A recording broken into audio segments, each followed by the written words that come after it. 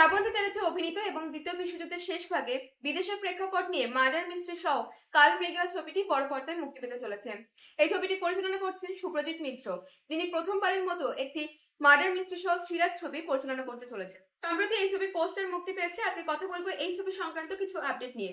কাল মৃগেল শব্দটি থেকে শুরুতেই রবীন্দ্রনাথ ঠাকুরের লেখা নাটকের কথা মনে পড়ে যায়, কিন্তু এই ছবির গল্প সম্পূর্ণ ভিন্ন, যেখানে কয়েকজন শুটিং করতে গিয়ে একটি দুর্গে আটকে পড়ে এবং সেখানে একটি মার্ডার মিস্ট্রি তাদেরকে ঘিরে ধরে।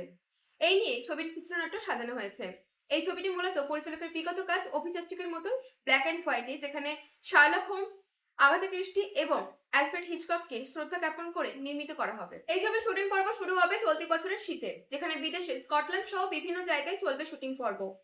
এই ছবিতে টলিউডের প্রথম সারির অভিনেতা অভিনেত্রী সহ একজন সুপারস্টারও থাকতে চলেছেন। ছবিটি দেবী চৌধুরানীর মতনই বাংলা ছাড়াও বিভিন্ন ভাষায় ডাবিং হবে এবং প্যান ইন্ডিয়া রিলিজ করবে।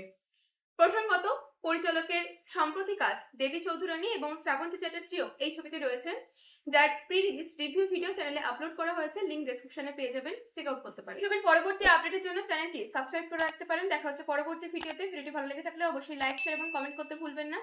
ভালো থাকুন, অসংখ্য ধন্যবাদ।